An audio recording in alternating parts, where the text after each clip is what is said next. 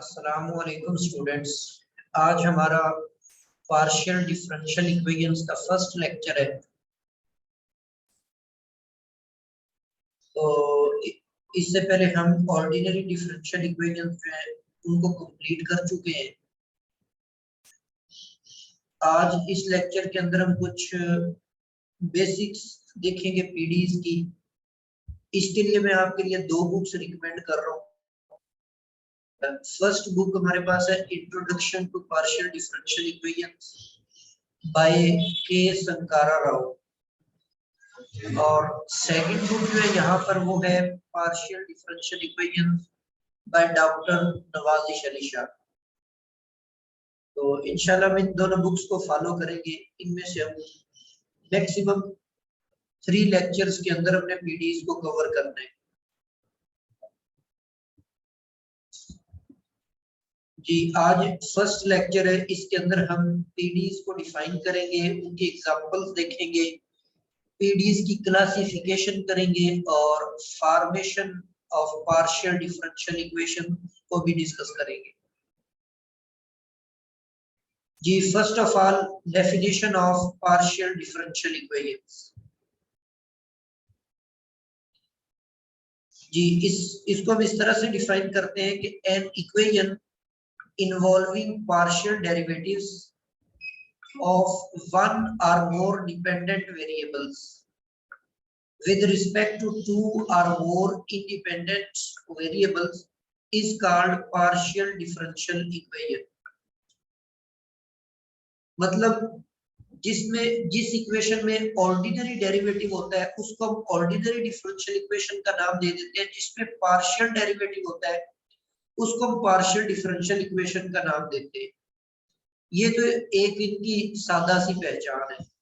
दूसरा, हम ये जानते हैं कि जब इंडिपेंडेंट वेरिएबल एक होगा, मतलब फंक्शन जो आपका है वो इस फॉर्म का होगा कि y is equal to f of x, एक सिंगल इंडिपेंडेंट वेरिएबल होगा, उस सूरत में हम ऑर्डिनरी डेरिवेटिव यूज करते हैं। ठीक है, तो यहां पर ऑर्डिनरी डिफरेंशियल इक्वेशंस के अंदर भी वही कंसेप्ट है कि जो आपका डिपेंडेंट फंक्शन होता है वो एक सिंगल वेरिएबल के ऊपर डिपेंड कर रहा होता है।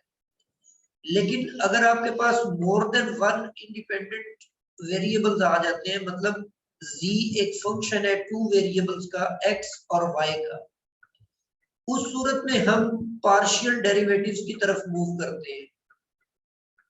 तो अब इन दोनों के अंदर डिफरेंस भी, यहाँ पर भी वही डिफरेंस है कि अगर आपके पास इंडिपेंडेंट वेरिएबल सिंगल होगा तो वो ऑर्डिनरी डिफरेंशियल इक्वेशन होगी, और अगर आपके पास फंक्शन जो होगा वो 2 इंडिपेंडेंट वेरिएबल्स पर कंसिस्टिंग होगा तो उस सूरत में वो पार्शियल डिफरेंशियल इक्वेशन होगी। नीचे मैंने एक एग्जांपल, इसकी कुछ एग्जांपल्स दी हुई है।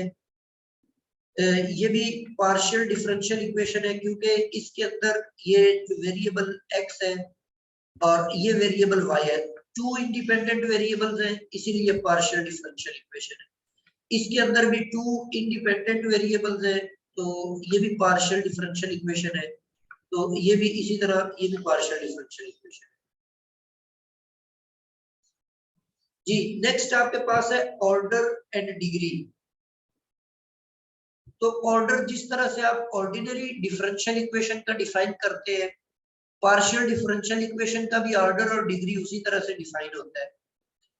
जैसे यहाँ पर एग्जांपल दी हुई है, इस इक्वेशन का अगर आपने ऑर्डर देखना हो तो इसमें एक तो सेकंड डेरिवेटिव इन्वॉल्व है, एक थर्ड डेरिवेटिव इन्वॉल्व है। तो हाईएस्ट डेरिवेटिव जो है वो थर्ड डेरिवेटिव है, इसीलिए इसका ऑर्डर जो है वो थर्ड ऑर्डर होगा। और डिग्री के लिए हम ये जो हायर ऑर्डर डेरिवेटिव है इसकी पावर को देखते हैं, तो इसकी पावर 2 है आपके पास, तो इसीलिए इसकी जो डिग्री है वो सेकंड डिग्री है। इस इक्वेशन के अंदर डेरिवेटिव भी फर्स्ट है और डेरिवेटिव की पावर भी 1 है, इसीलिए आपके पास इसका जो ऑर्डर होगा वो फर्स्ट ऑर्डर और फर्स्ट डिग्री होगी। जबकि यहाँ पर विद रिस्पेक्ट टू x भी सेकंड डेरिवेटिव है, विद रिस्पेक्ट टू y भी सेकंड डेरिवेटिव है, विद रिस्पेक्ट टू z भी सेकंड डेरिवेटिव है। इसीलिए ये एक second order partial differential equation है। और फिर इन तमाम डेरिवेटिव्स का जो एक्सपोनेंट है, जो इनकी पावर है, वो आपके पास है 1। तो इसीलिए इसकी जो डिग्री होगी वो फर्स्ट डिग्री होगी। जी नेक्स्ट आपके पास है classification bye linearity. Linear differential equation जो होती है वो कौन सी होती है? A first order partial differential equation is said to be linear if dependent variable z and all its derivative are all of first degree। पहली बात तो ये है कि जो वेरिएबल z है उसकी पावर भी 1 होनी चाहिए और जो उसके डेरिवेटिव्स है उन तमाम की पावर भी 1 होनी चाहिए। दूसरी बात यहाँ पर यह है कि no product of z and any of its derivatives appear. मतलब z के साथ कोई भी उसका डेरिवेटिव का प्रोडक्ट नहीं होना चाहिए। इन अदर वर्ड्स हम ये कह सकते हैं कि अगर ये डेरिवेटिव है तो इसके साथ ये जो स्टार्ट में फंक्शन लिखा हुआ है ये फंक्शन z पर डिपेंड ना करे। p does not depend upon z। तो यहाँ पर भी ये डेरिवेटिव है तो इसका भी जो ये जो फंक्शन है इसमें भी z ना हो। इसी तरह यहाँ पर z वाली अगर टर्म मौजूद है तो इसके स्टार्ट में जो फंक्शन लिखा हुआ है उसके अंदर भी z इन्वॉल्व नहीं होना चाहिए। तो इस तरीके की जो पार्शियल डिफरेंशियल इक्वेशन होगी उसको हम लीनियर पार्शियल डिफरेंशियल इक्वेशन का नाम देंगे। नेक्स्ट आपके पास है semi linear equation. A first order partial differential equation is said to be semi-linear if all its derivative are all of first degree। उसके जो डेरिवेटिव्स है ना वो सारे के सारे फर्स्ट डिग्री वाले होने चाहिए। अब यहाँ पर z पर कोई कंडीशन नहीं है, ये दोनों के अंदर डिफरेंस है। जैसे यहाँ पर लिखा हुआ था z और all its derivatives are all of first degree, लेकिन यहाँ पर z पर कोई कंडीशन नहीं है, z की कुछ भी पावर हो सकती है, लेकिन डेरिवेटिव्स जो है ना वो फर्स्ट डिग्री के होने चाहिए। इसी तरह इसके अंदर भी no product of z and any of its derivative appear. मतलब ये जो डेरिवेटिव है इस डेरिवेटिव के साथ जो कोएफिशिएंट है इसमें z नहीं होना चाहिए। इसी तरह इस डेरिवेटिव के साथ जो फंक्शन है उसमें भी z नहीं होना चाहिए, लेकिन ये जो r वाला फंक्शन है इसमें z मौजूद हो सकता है। ठीक है, जैसे एक एग्जांपल हम यहाँ पर लिखते हैं, सपोज x प्लस 2y और साथ में आपके पास आ जाता है partial z over partial x और प्लस यहाँ पे आपके पास है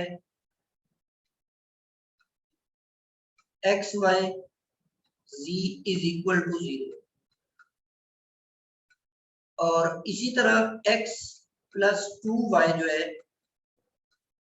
बिल्कुल सेम एक और इक्वेशन में यहाँ पर लिख रहा हूं, partial z over partial x और प्लस एक्स वाई और यहां पर z स्क्वायर ले लेते हैं। अब ये जो नीचे मैंने इक्वेशन लिखी है ना ये लीनियर इक्वेशन नहीं है। ये लीनियर इक्वेशन क्यों नहीं है? क्योंकि यहाँ पर z की पावर 2 आ गई, मतलब z की डिग्री फर्स्ट डिग्री ना होने की वजह से ये लीनियर नहीं है। बट ये सेमी लीनियर है क्योंकि सेमी लीनियर के अंदर z की पावर के ऊपर कोई कंडीशन नहीं है। हाँ, ऊपर वाली जो इक्वेशन है ये आपके पास लीनियर है, ये लीनियर पार्शियल डिफरेंशियल इक्वेशन है क्योंकि इसमें z की पावर जो है वो फर्स्ट पावर है, डेरिवेटिव की पावर भी फर्स्ट है और इसके साथ जो प्रोडक्ट है इसका वो इंडिपेंडेंट ऑफ z है। तो ये सेमी लीनियर और लीनियर। थर्ड आपके पास लिनियरिटी की जो कंडीशन है वो कासी लीनियर कहलाती है, कासी linear equation. A first order partial differential equation is said to be quasi linear if all its derivatives are of first degree. अब यहाँ पर लीनियर में ये था कि z की पावर भी 1 हो, उसके डेरिवेटिव्स जो है वो भी फर्स्ट पावर वाले हो। सेमी लीनियर के अंदर z की जो पावर है 1, वो वाली कंडीशन हमने खत्म कर दी, वो सेमी लीनियर हो गई। अब यहाँ पर आकर हमने जो प्रोडक्ट टर्म है, मतलब z का जो कोफिशिएंट है उसमें, सॉरी डेरिवेटिव का कोफिशिएंट जो है उसमें z नहीं होना चाहिए। यहाँ पर आकर हमने वो कंडीशन भी खत्म कर दी, तो ये आपके पास क्वासी लीनियर इक्वेशन आ गई। मतलब इसमें जस्ट एक ही कंडीशन है कि डेरिवेटिव्स की पावर 1 होनी चाहिए, चाहे उनके साथ z मल्टीप्लाई हो रहा हो, चाहे z की पावर कुछ भी आ जाए। तो यहाँ पर ये जो डेरिवेटिव है इसकी पावर 1 हो और इसकी पावर 1 हो, इसके साथ मल्टीप्लाई होने वाला जो इसका कोफिशिएंट है उसमें z इन्वॉल्व हो सकता है, यहाँ पर भी z इन्वॉल्व हो सकता है, और यहाँ पर भी z का कोई भी फंक्शन हो सकता है, मतलब उसकी पावर जो है वो 2 भी हो सकती है, ज्यादा भी हो सकती है। तो इसको हम क्वासी लीनियर इक्वेशन का नाम देते हैं। अच्छा, यहाँ से एक नोट मैंने लिखा हुआ है नीचे, जो लीनियर इक्वेशन होती है वो लाजमी तौर पर सेमी लीनियर हो सकती है, सेमी लीनियर होगी, लेकिन इसका उलट जो है वो मुमकिन नहीं है। मतलब हर एक सेमी लीनियर इक्वेशन जो है वो लाजमी नहीं लीनियर इक्वेशन हो। इसी तरह क्वासी लीनियर जो है, सेमी लीनियर जो है वो क्वासी लीनियर होती है, लेकिन इसका जो उलट है क्वासी लीनियर सेमी लीनियर, ये दोनों पॉसिबल नहीं है। इसका मतलब लीनियर इक्वेशन सेमी लीनियर भी होती है और क्वासी लीनियर भी होती है। नॉन लीनियर इक्वेशन ये होता है कि a partial differential equation which is not linear, a partial differential equation which is not linear is called non linear partial differential equation. यहाँ पर ये बात आपने याद रखनी है कि सेमी लीनियर और क्वासी लीनियर ये दोनों नॉन लीनियर इक्वेशन होती है।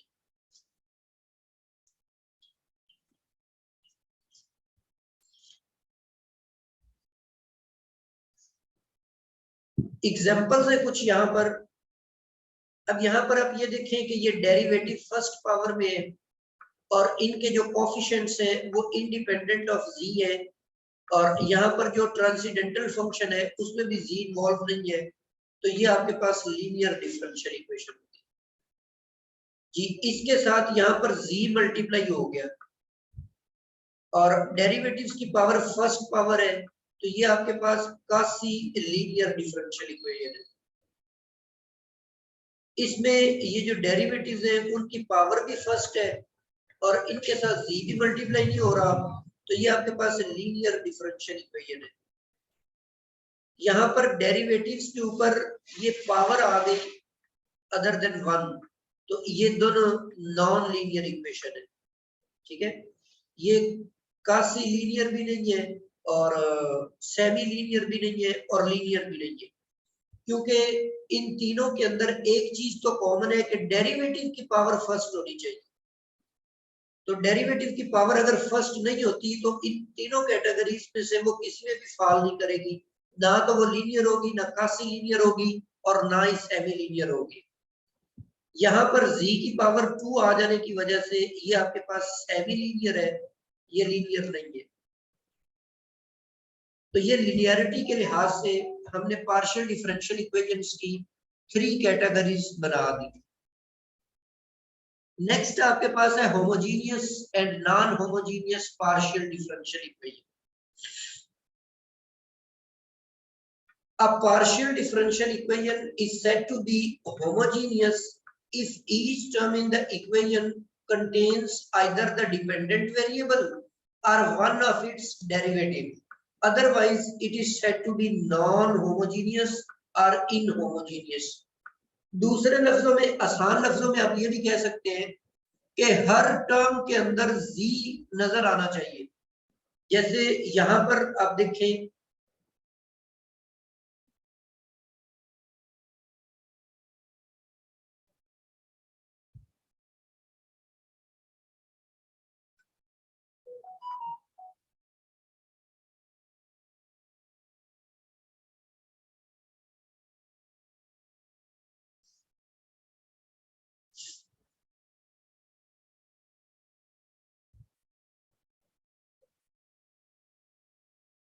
जी होमोजीनियस के अंदर अब यहाँ पर देखें, इस टर्म के अंदर z इन्वॉल्व है, इस टर्म के अंदर भी z इन्वॉल्व है, बट इसके अंदर z इन्वॉल्व नहीं है।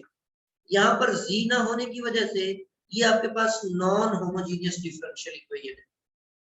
इसमें देखें, इस इक्वेशन के अंदर, इस टर्म के अंदर डिपेंडेंट वेरिएबल u मौजूद है, इसमें भी डिपेंडेंट वेरिएबल है, इसमें भी डिपेंडेंट वेरिएबल मौजूद है, तो ये आपके पास होमोजीनियस डिफरेंशियल इक्वेशन होगी। यहाँ पर ये u इन्वॉल्व है इसके अंदर, यहाँ पर भी u इन्वॉल्व है और यहाँ पर भी u इन्वॉल्व है, तो ये होमोजीनियस डिफरेंशियल इक्वेशन है। अच्छा, यहाँ पर एक और बात भी याद रख लें, अगर कोई भी पार्शियल डिफरेंशियल इक्वेशन जिसके अंदर z इज इक्वल टू 0 उसका सोल्यूशन हो, ऐसी पार्शियल डिफरेंशियल इक्वेशन जिसके अंदर dependent variable z is equal to 0 उसका सोल्यूशन होगा, तो उस सूरत में वो partial differential equation homogeneous partial differential equation होगी। ये भी एमसीक्यूज के तौर पर इस तरीके से भी होमोजीनियस की डेफिनेशन पूछी जा सकती है, तो ये बात भी आपने याद रखनी है। जी यहाँ पर एक एग्जांपल है कि which of the following is solution of this partial differential equation।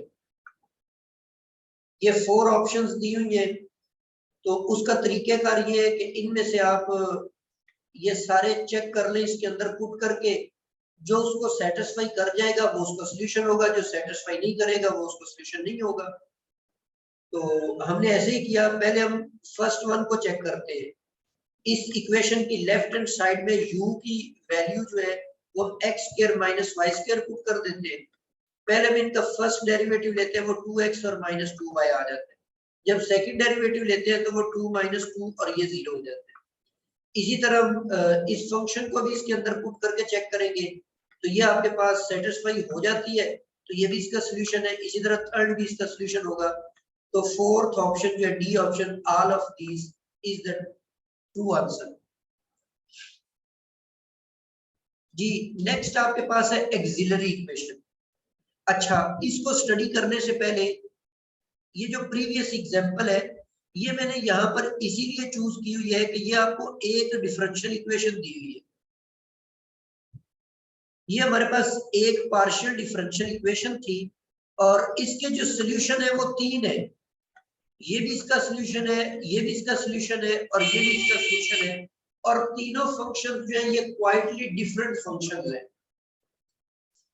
तो एक पार्शियल डिफरेंशियल इक्वेशन जो है उसके मोर देन वन सॉल्यूशन एग्जिस्ट कर सकते हैं, ठीक है, मोर देन वन सॉल्यूशन उसके एग्जिस्ट कर सकते हैं। तो अगर आपने उसका कोई एक ही सॉल्यूशन मालूम करना होगा, एक पर्टिकुलर सॉल्यूशन, एक खास किस्म का सॉल्यूशन, उसके लिए फिर हमें एक्स्ट्रा कंडीशंस की जरूरत होती है। इन कंडीशंस को बोलते हैं एक्सिलरी इक्वेशंस। हाँ जी, एक्सिलरी इक्वेशन को मैं कुछ इस तरह से डिफाइन कर रहा हूँ कि the partial differential equations that present physical systems usually have infinite number of solutions. मतलब जो पार्शियल डिफरेंशियल इक्वेशंस होती हैं उनके जो सॉल्यूशंस होते हैं वो यूनिक नहीं होते बल्कि एक से ज्यादा भी होते हैं। To obtain a unique solution of the partial differential equation, one must use the additional information known as auxiliary conditions arising from the physical situation. There are two types of auxiliary conditions: boundary conditions and initial conditions. जी boundary conditions कौन सी होती हैं? These are the conditions that must be satisfied at points on the boundary of the region R in which the partial differential equation holds. इसकी 3 types होती है। Dirichlet condition, इसके अंदर u जो है ये आपको एक सिंगल फंक्शन दिया होगा, जैसे मिसाल के तौर पर मैं आपको u दे देता हूँ कि ये आपके पास x square plus y square है, ठीक है। तो इस कंडीशन को हम डिरिचलेट कंडीशन का नाम देंगे। इसी तरह न्यूमन कंडीशन जो होती है, इसके अंदर डेरिवेटिव होता है डिपेंडेंट वेरिएबल का विद रिस्पेक्ट टू नॉर्मल, उस सरफेस पर जो नॉर्मल वेक्टर होता है उसके लिहाज से डेरिवेटिव होता है। मिसाल के तौर पे यहाँ पर मैं आपको ये दे देता हूँ इस तरह की कंडीशन के partial u over partial x is equal to x square plus y square. मतलब डिरिचलेट कंडीशन में जस्ट फंक्शन होगा और न्यूमन कंडीशन के अंदर फंक्शन का डेरिवेटिव होगा। मिक्स्ड कंडीशन जो होती है इसके अंदर दोनों चीजें आ जाती है। इसको रोबिन कंडीशन या रेडिएशन कंडीशन भी बोलते हैं। इसके अंदर फंक्शन भी इन्वॉल्व होता है, साथ में उसका एक डेरिवेटिव भी दिया हुआ होता है। तो ऐसी कंडीशन जो होती है ये मिक्स्ड कंडीशन या रेडिएशन या रोबिन कंडीशन कहलाती है। तो ये तीनों कंडीशंस आपने याद रखनी है, ये भी एमसीक्यूज के पॉइंट ऑफ व्यू से इंपॉर्टेंट बात है। ये फर्दर आपके पास है initial conditions. There are conditions that must be satisfied throughout or at the instant when consideration of physical system becomes. मतलब t इज इक्वल टू 0, अगर टाइम इन्वॉल्व है तो उसमें जब t इज इक्वल टू 0 हम लेंगे तो वो इनिशियल कंडीशंस होंगी। या फिर कोई और भी मतलब वेरिएबल हो सकता है, उसकी जो स्टार्टिंग वैल्यू है अगर वो दे दी जाए तो उसको हम इनिशियल कंडीशन का नाम देंगे। जी नेक्स्ट आपके पास है formation of partial differential equations. अब formation of partial differential equation को मैं टू पार्ट्स में डिवाइड करता हूँ। पहले पार्ट के अंदर हम एलिमिनेट पार्शियल डिफरेंशियल इक्वेशंस बनाएंगे बाय एलिमिनेटिंग आर्बिट्ररी कांस्टेंट्स। जो आर्बिट्ररी कांस्टेंट्स होंगे उनको हमने एलिमिनेट करना है। अब इसको फर्दर मैंने 3 केसेस में डिवाइड कर दिया है। फर्स्ट केस आपके पास है when the number of arbitrary constants is equal to number of independent variables. Partial differential equation के अंदर जितने इंडिपेंडेंट वेरिएबल्स होंगे उतने ही अगर उसमें कांस्टेंट आ जाते हैं तो उन कांस्टेंट्स को एलिमिनेट करते हुए आपको एक यूनिक पार्शियल डिफरेंशियल इक्वेशन मिलेगी जिसका ऑर्डर 1 होगा। तो एग्जांपल नीचे मैंने लिखी हुई है कि form a partial differential equation from this relation. अब इसके अंदर a और b ये आपके पास दो आर्बिट्ररी कांस्टेंट है और इंडिपेंडेंट वेरिएबल भी 2 है, x और y। तो एक यूनिक पार्शियल डिफरेंशियल इक्वेशन बननी चाहिए। तो हम ऐसा करते हैं कि इसको विद रिस्पेक्ट टू x और y डिफरेंशिएट करते हैं। जब हम इसको with respect to x differentiate करेंगे ये y वाला जो वेरिएबल है ये एज ए कांस्टेंट ट्रीट होकर ये डेरिवेटिव 0 हो जाएगा और ये आपके पास a आ जाएगा। इसी तरह हम इसको with respect to y differentiate करेंगे तो x वाला 0 हो जाएगा और ये आपके पास b आ जाता है। तो ये आपके पास a और b की वैल्यूज निकल आई है। इन a और b की वैल्यूज को हम ये गिवन इक्वेशन के अंदर पुट कर देते हैं तो ये आपके पास एक पार्शियल डिफरेंशियल इक्वेशन आ जाती है।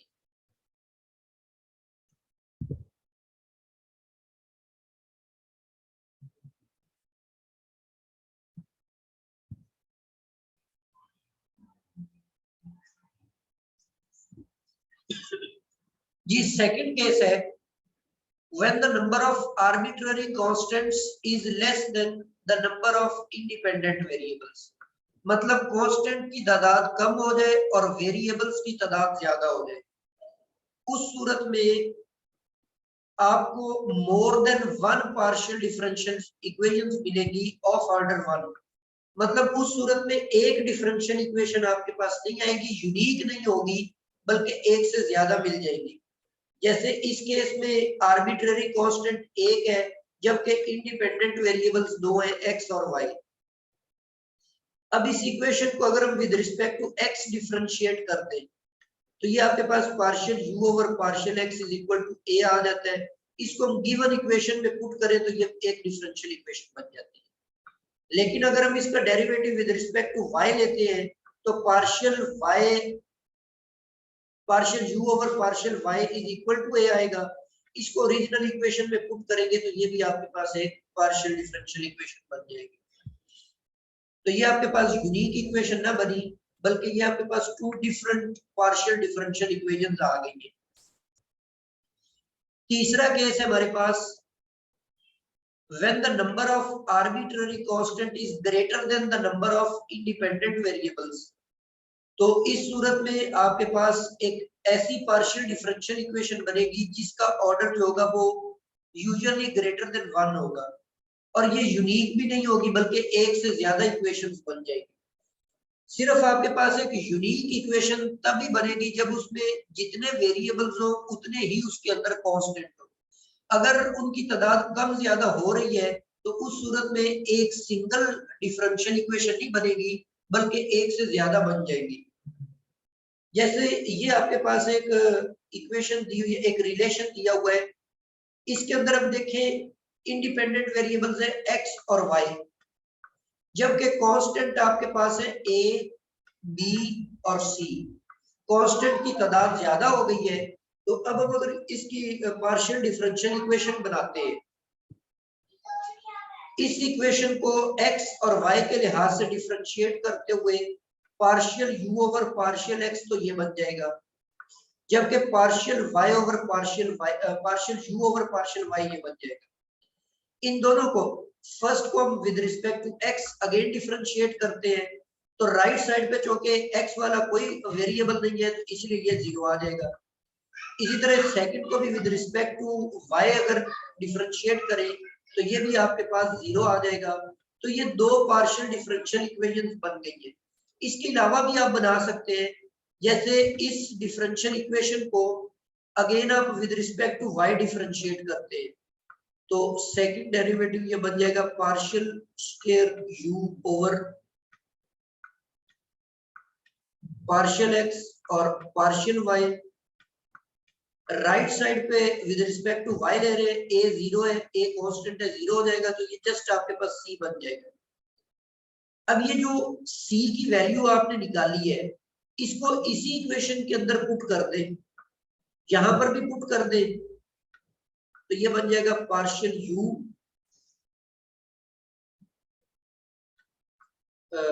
Partial u over partial x is equal to a plus ये सेकंड डेरिवेटिव आ जाएगा, second order derivative partial square u over partial x और पार्शियल y और साथ में y आ जाएगा। इसी तरह इसको सेकंड में भी पुट करेंगे, यहां से आप a निकाल लें, सेकंड पुट करके b निकाल लें और c आपके पास निकला हुआ है, इनको आप ओरिजिनल इक्वेशन में पुट करेंगे तो एक और आपके पास पार्शियल डिफरेंशियल इक्वेशन बन जाएगी। मतलब इस रिलेशन की जो डिफरेंशियल इक्वेशन है वो आपके पास 3 बनेगी, 2 ये बना दी है, तीसरी इस तरीका जो आपको बताया उस तरीके से बना लेंगे जी। यहाँ पर ये आर्बिट्ररी कांस्टेंट को एलिमिनेट करने के मैंने 3 केसेस बना दिए। नेक्स्ट आपके पास है formation of partial differential equations bye eliminating arbitrary functions. मतलब कोई आपके पास आर्बिट्ररी फंक्शन दिया हुआ है, उसको एलिमिनेट करके डिफरेंशियल इक्वेशंस कैसे बनाएंगे। इसके लिए मैंने कुछ एग्जांपल्स चूज की हुई है, जैसे इसका अगर मैं डेरिवेटिव लेता हूं with respect to x partial u over partial x, तो ये बन जाएगा डेरिवेटिव ऑफ f और y ओवर x, और इसका अगेन आपको with respect to x derivative लेना पड़ेगा y ओवर x का जी। विद रिस्पेक्ट टू x अगर हम इसका डेरिवेटिव लेंगे तो वो बन जाएगा minus y over x square, साथ में आएगा partial f prime of y over x।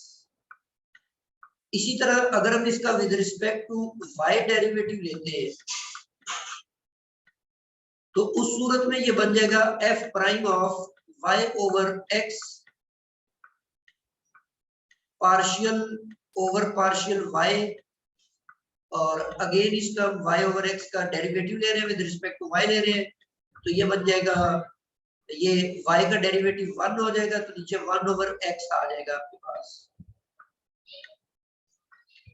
f prime of y over x। जी अगर हम इन दोनों इक्वेशंस को आपस में डिवाइड कर देते हैं तो ये बन जाएगा u partial u over partial x और partial u over partial y, और राइट साइड पे जब डिवाइड करेंगे तो ये x x से कैंसिल होकर ये माइनस y ओवर x आ जाता है।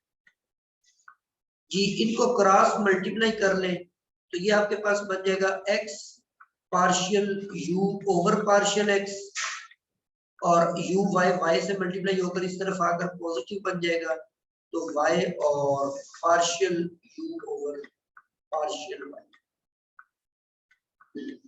लो जी ये आपके पास एक पार्शियल डिफरेंशियल इक्वेशन आ गई। ठीक है, एक और एग्जांपल यहाँ पर मैंने लिखी हुई है, इसको भी देख लें, तरीकाकार समझ आ जाए। तो इस फंक्शन का भी हम with respect to x derivative लेते हैं। With respect to x derivative लेंगे तो ये बन जाएगा f prime of x minus C T.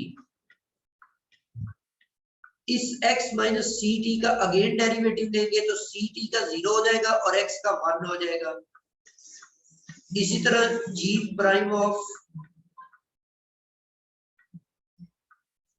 x plus C T, इसका भी अगेन आप लेंगे तो वो आपके पास 1 आ जाएगा।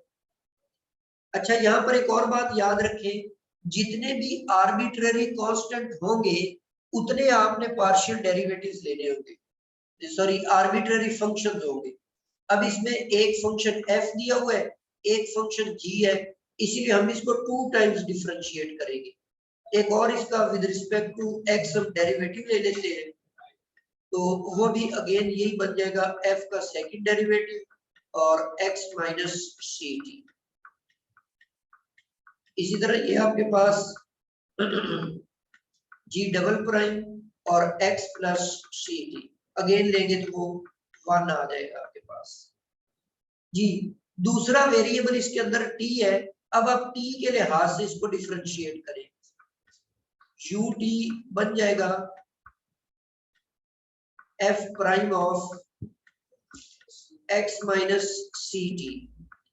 जब x माइनस सी टी का again with respect to t derivative लेंगे, x का 0 हो जाएगा, t का 1 होगा, तो स्टार्ट में आपके पास माइनस c लिखा जाएगा। इसी तरह इसका भी सेकंड जो है इसका बन जाएगा c और g prime of x plus C T. 1 times और इसका जब हम सेकंड डेरिवेटिव लेंगे विद रिस्पेक्ट टू t तो ये बन जाएगा, ये अगेन माइनस c आएगा तो यहाँ पर बन जाएगा c स्क्वायर, यहाँ भी c स्क्वायर बनेगा, उसको मैं कॉमन ले लेता हूँ तो ये हो जाएगा f prime of x minus C T plus g prime of x plus C T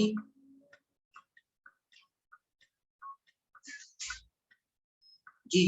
इस इक्वेशन से ये जो आपने वैल्यू बनाई हुई है यहाँ पे डबल डेरिवेटिव आ जाएगा। ये जो वैल्यू आपने इस सारे फंक्शन की बनाई हुई है u डबल x, वो आप यहाँ पे पुट कर दें, ये बन जाएगा u dt is equal to c square u x x। Logic ये आपके पास एक सेकंड ऑर्डर डिफरेंशियल इक्वेशन बन गई। u भी इसको लिखा जा सकता है partial u over partial t square c square और partial square u over partial x square. इस तरीके से आर्बिट्ररी फंक्शन को हम एलिमिनेट करके पार्शियल डिफरेंशियल इक्वेशंस बना सकते हैं। यहाँ तक हमारा आज का लेक्चर जो है ये मुकम्मल हो गया है। तो इसमें से अगर आप कुछ पूछना चाहते हैं तो पूछ सकते हैं।